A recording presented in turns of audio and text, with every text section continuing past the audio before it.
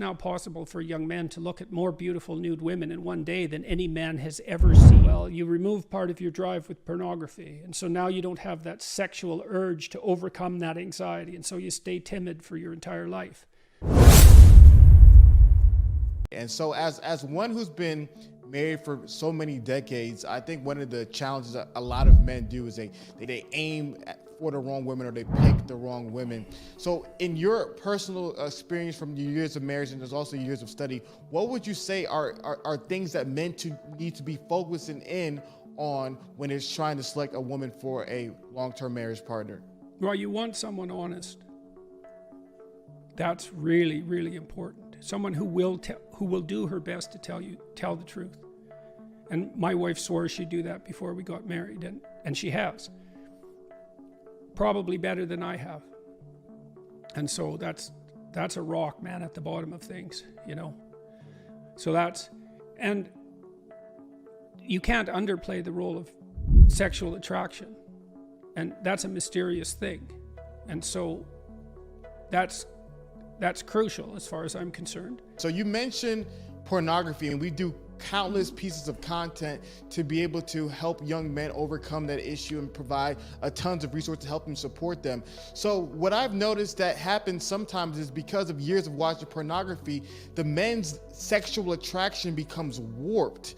And so how can a man whose sexual attraction to women has become warped to the extreme ends due to so much consumption of pornography, how can that man go back to now being attracted to, you know, more natural looking women, or more women that could be around their... Well, deprivation is helpful.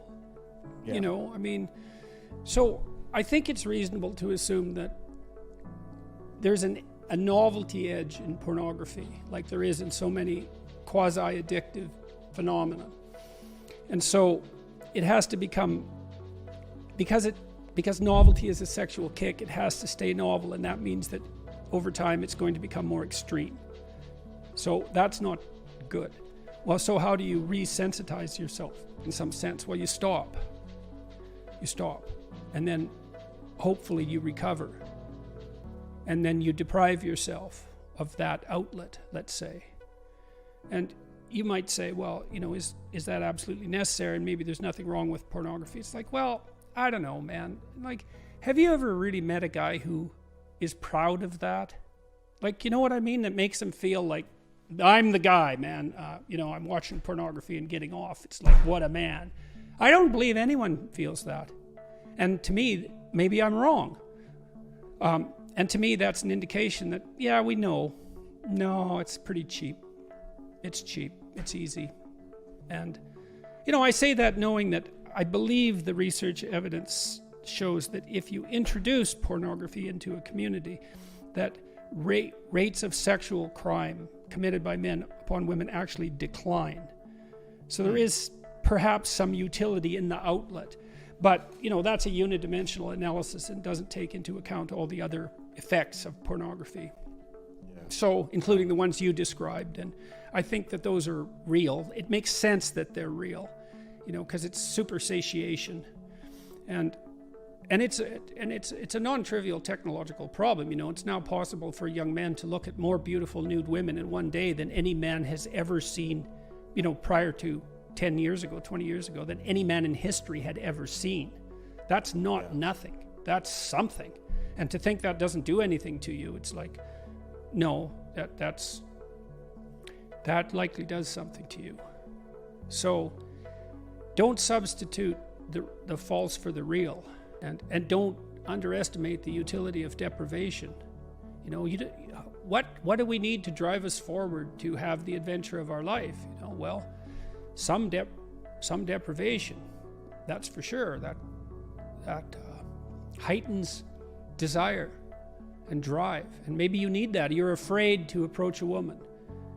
Well, you remove part of your drive with pornography, and so now you don't have that sexual urge to overcome that anxiety, and so you stay timid for your entire life. You know, maybe not, but maybe. Honesty, the attraction, is there anything else that you feel as though is extremely important that, you know, that this is things that you men need to be focusing on for picking a long-term partner? I'd have to particularize it probably after that. knowing her family, I think, is useful. And my wife has a very solid family, and that's been a good thing. So I'm fortunate in that. So, and you think too, you know, you're going to have kids. Is this a person that you think would be a good mother and an enjoyable partner? Have someone you can have some fun with and spar with a bit too, you know?